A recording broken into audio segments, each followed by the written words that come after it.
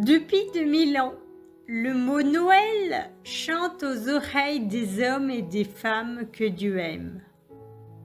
Cette année encore, nous allons, petits et grands, contempler l'enfant qui nous rappelle jusqu'où Dieu est allé pour nous dire son amour.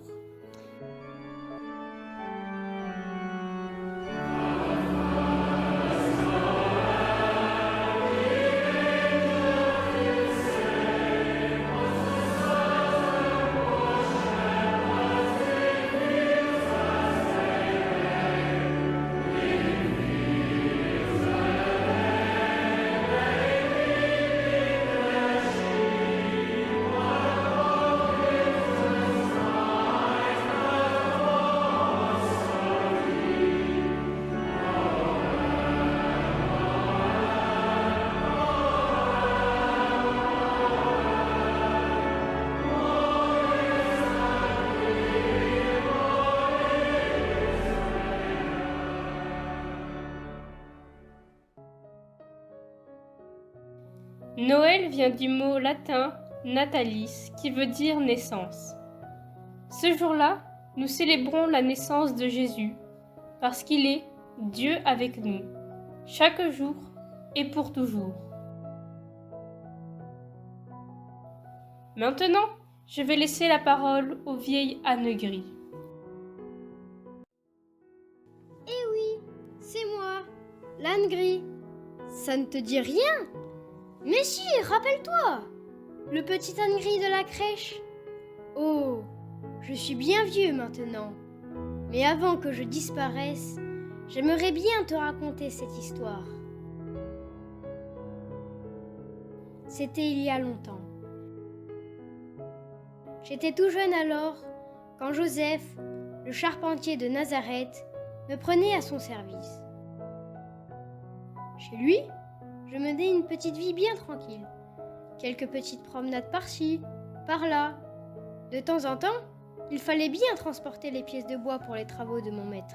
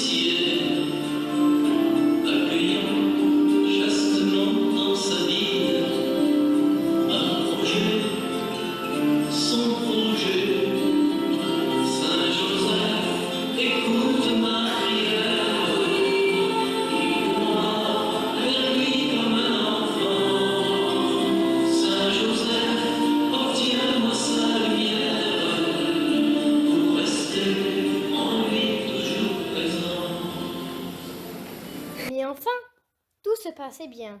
Tranquille quoi.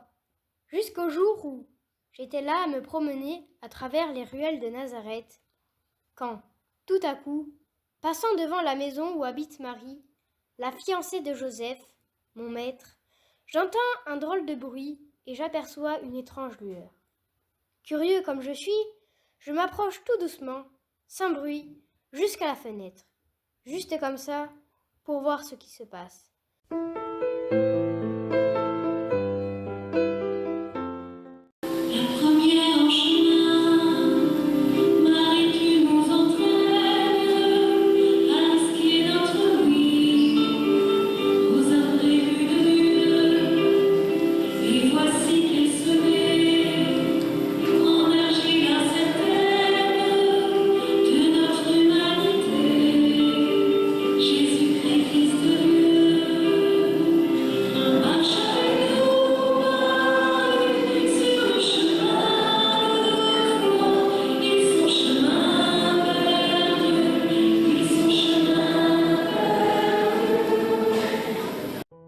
Marie! Mon Dieu, qu'elle était belle! Marie était là, agenouillée devant une sorte de lumière d'argent, de laquelle sortait une voix angélique. Je te salue Marie, pleine de grâce. le Seigneur est avec toi. Sois sans crainte, Marie, car tu as trouvé grâce auprès de Dieu. Voici que tu concevras et enfanteras un fils, à qui tu donneras le nom de Jésus. Il sera appelé Fils du Très-Haut. Il régnera sur la maison de Jacob éternellement, et son règne n'aura pas de fin. Et Marie, tout humble, dit: Mais comment cela est-ce possible, puisque je ne connais pas d'homme? L'Esprit Saint viendra sur toi, et le Très-Haut te couvrira de son ombre. C'est pourquoi cet enfant qui naîtra sera appelé Fils de Dieu. Marie alors s'incline et dit: Voici la servante du Seigneur. Qu'il m'advienne selon ta parole.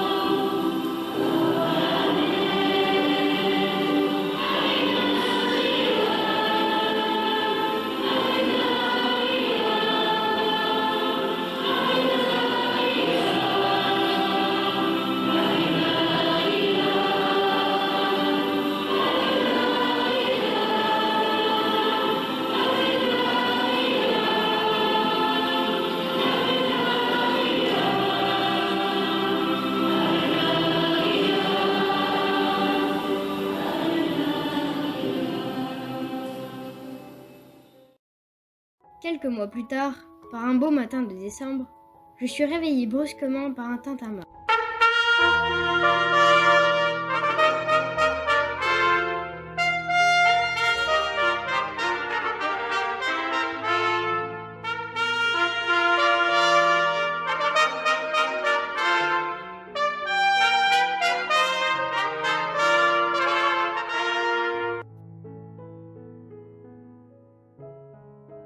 Sur la place et à tous les coins de rue, les gardes romains annoncent à tue-tête et à grand renfort de tambours et de trompettes. Avis à la population par décret de César Auguste, notre grand empereur. Toutes les familles doivent se rendre dans leur ville d'origine pour se faire recenser. Nous voilà donc, quelques jours plus tard, Joseph, Marie et moi, marchant sur les routes et chemins qui montent de Nazareth à Bethléem. 3 jours de longue marche à travers la campagne.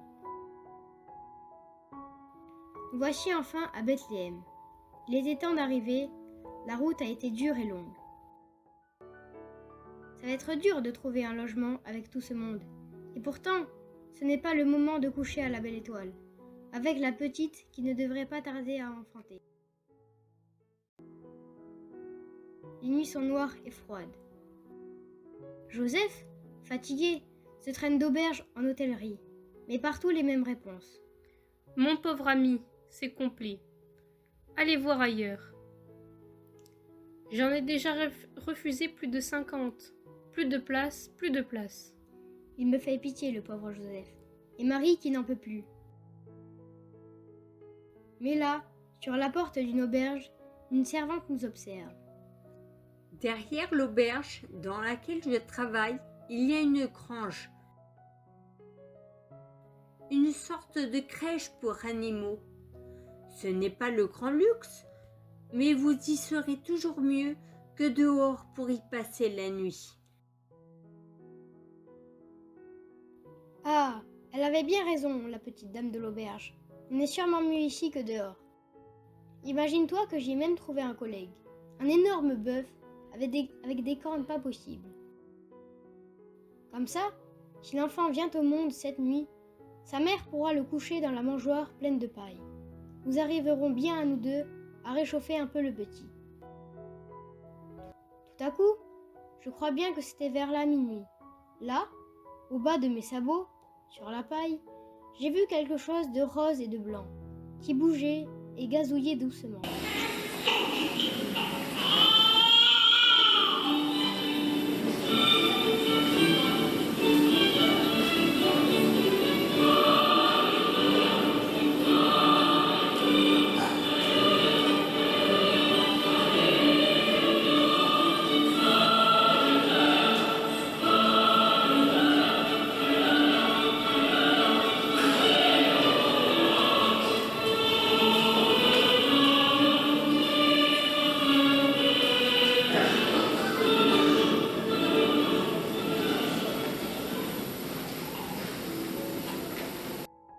Et Marie qui lui souriait, Joseph, lui, s'est agenouillé.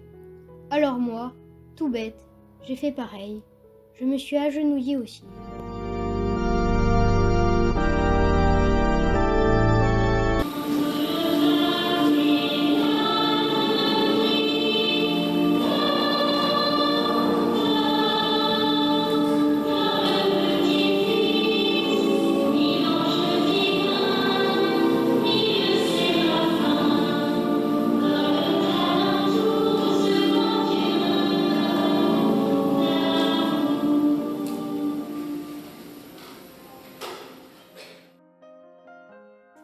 Mais à peine l'enfant était là, dans la mangeoire, que dehors la nuit s'est emplie de chants et de rumeurs.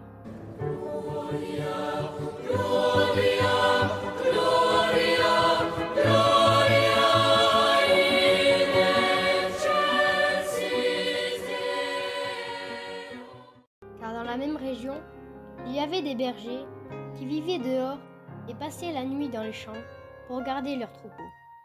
L'ange du Seigneur se présenta devant eux, et la gloire du Seigneur les enveloppa de sa lumière.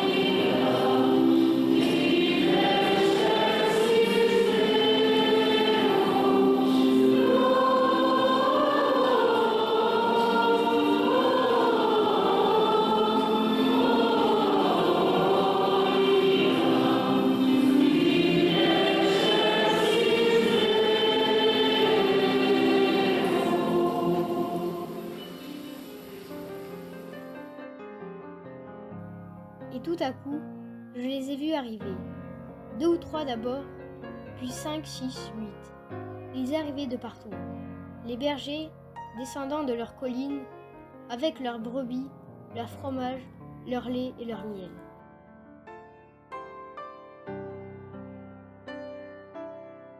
Un certain Matthieu le métayer, qui avait l'air plus hardi que les autres, s'est avancé vers l'enfant et lui a parlé. Nous avons suivi l'étoile et nous sommes arrivés jusqu'à toi. Nous sommes honorés et tellement heureux d'être là, les premiers pour te saluer. Heureux! Ah oui, ils étaient heureux les bergers.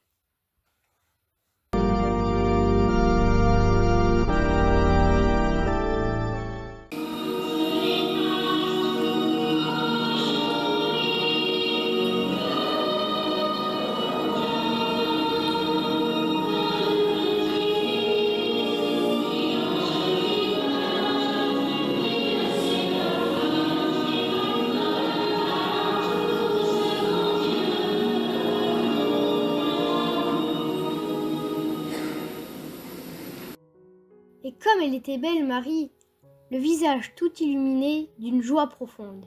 Elle n'avait Dieu que pour son petit, son fils. Puis soudain, elle l'a pris tout doucement dans ses bras et dans le silence lui a murmuré. Est-ce toi, Jésus, le Fils du Très-Haut? Je n'ai rien pour te vêtir que ma confiance en Dieu et l'amour qui m'inonde en te regardant dormir.